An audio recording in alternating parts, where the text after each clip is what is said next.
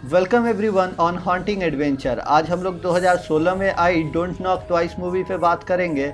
इस मूवी की story line थोड़ी वीक है, ये एक हॉरर मूवी है। अगर आपने इस मूवी को नहीं देखा तो देख ले, क्योंकि मैं आज इस मूवी की डिटेल में एक्सप्लेनेशन करूंगा। अगर आपको इस मूवी की लिंक चाहिए तो you can DM me on Instagram. Insta की आईडी डिस्क्रिप्शन बॉक्स में मिल जाएगी। And also don't forget to follow me there. बात करते हैं इस मूवी की IMDb रेटिंग की तो 5.1 आउट ऑफ 10 है। रॉटन टोमेटो पे 28% फ्रेश एंड मेटाक्रिटिक स्कोर 45% है।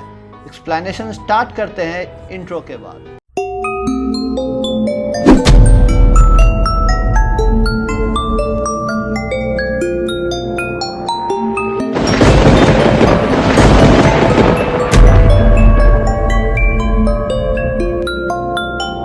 के फर्स्ट सीन में हम लोग जेस नाम की एक अमेरिकन स्कल्पचरर को देखते हैं, जो कि अपनी बेटी को लेने आई थी फॉस्टर होम अपने हस्बैंड बेन के साथ, जो कि एक वेल्दी बैंकर था। जेस की बेटी का नाम क्लोई था और वो साथ आने से मना कर देती है। क्लोई अपनी माँ के साथ नहीं जाना चाहती थी, क्योंकि 9 साल पहले उसकी माँ उसको अकेले छोड़ दी थी, जब क्लोई को जेस की सबसे ज्यादा जरूरत थी। नेक्स्ट सीन में हम लोग जेस की एक क्लाइंट टेरा को देखते हैं, जो कि अपने बच्चे के साथ जेस से खुद की एक स्कल्पचर बनवा रही थी। टेरा जेस को एक लॉकेट पहनाती है, ये कहते हुए कि ये लकी होगा क्लोई और उसके रिश्ते को लेके। उस रात क्लोई अपने फ्रेंड डैनी के साथ एक पुराने घर के बाहर जाती है और उस घर के गेट को 2 बार नॉक करती है। इस घर के बारे में एक पुरानी सेइंग थी कि यहाँ एक डेमोनिक विच रहती है, जो उन लोगों का शिकार करती है जो उस गेट पे 2 बार नॉक करते हैं। अब वो विच सुसाइड कर चुकी है, पर अभी भी यहाँ लोग आने से डरते हैं। घर लौटते ही डैनी कुछ स्ट्रेंज पैरानॉर्मल अक्यूरेंस एक्सपीरियंस करता है, जैसे कमरे में किसी का दिखना, गेट पे 2 बार नॉक होना, डोर आई से एक डिमोनिक एंटिटी भी दिखती है डैनी को। उतने में ही वहाँ क्लोई का वीडियो कॉल आता है और डैनी उससे बात करने लगता है।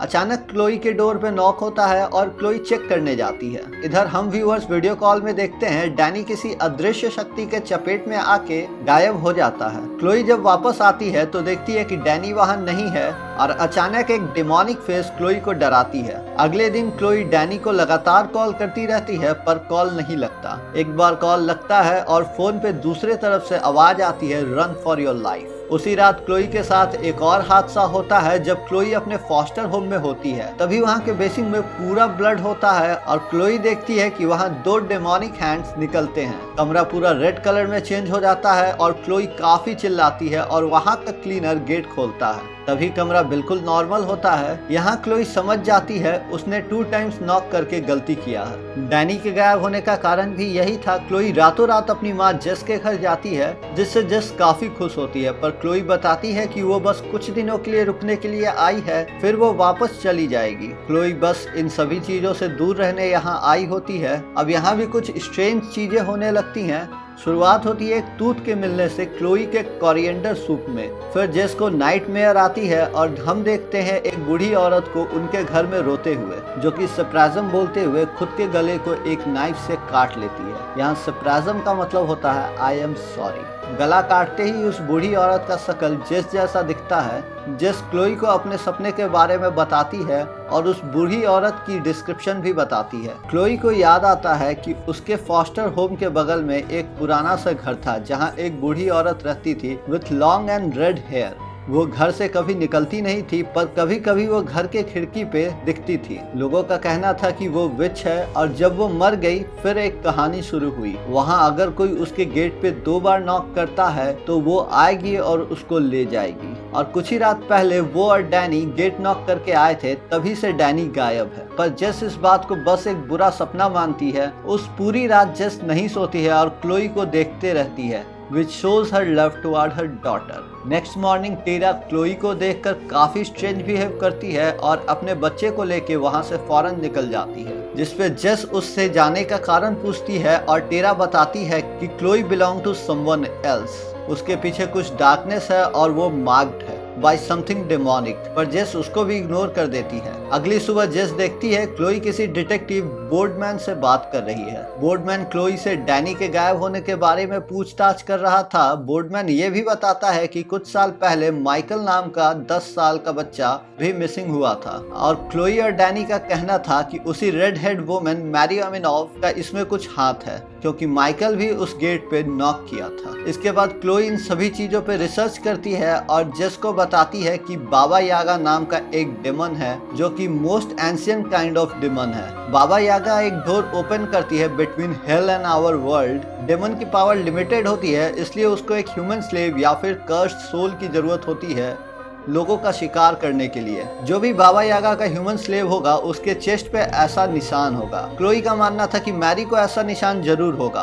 फर्स्ट नॉक डेमन को जगाता है और सेकंड नॉक ह्यूमन स्लेव को बुलाता है। एक स्लेव तभी फ्री हो सकता है जब वो सुसाइड करे या फिर ट्रिक करके किसी को खुद से रिप्लेस करे, कुछ बहुत ही इविल करा के। यहाँ जेस को ये सब पागलपन लगता है और क्लोई को जेस के जगह मिरर में बाबा यागा दिखती है। नेक्स्ट सीन में हम लोग क्लोई और जेस को हैप्पी देखते हैं और क्लोई जेस को स्कल्पचर बनाने में हेल्प कर रही थी।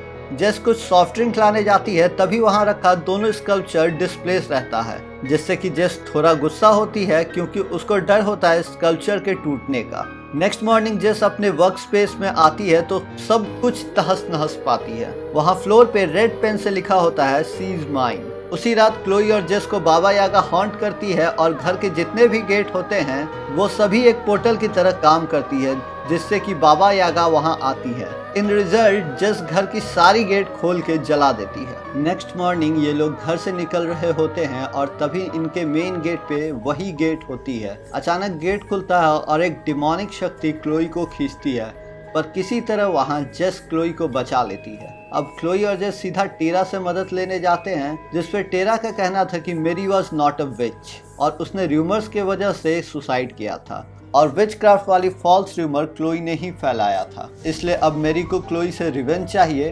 टीरा ये भी बताती है अगर वो ध्यान से सुनेगी तो उसको मेरी रास्ता दिखाएगी। जेस को कार में उसी के स्कल्पचर का टूटा हुआ चेहरा मिलता है, जिससे वो सीधा लेकर अपने वर्क स्पेस में पहुंचती है, जहां इसको मेरी की एक केस फाइल मिलती है।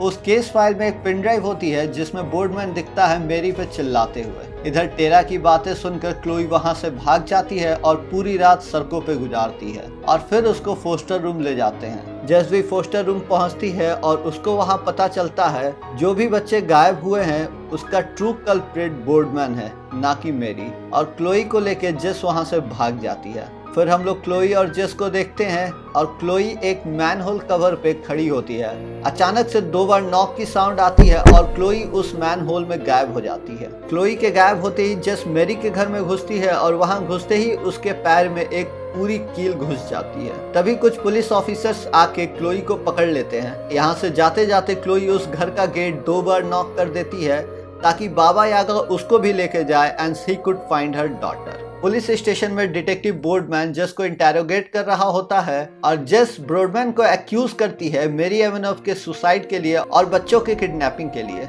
जेस यहाँ पूरी तरह ये मानती है कि बोर्डमैन ही कल्प्रिट है। जेस वहाँ दीवार पे अपने खून से एक मैसेज छोड़ती है बोर्डमैन के लिए और बाबा यागा उसको वहाँ से ले जाता है।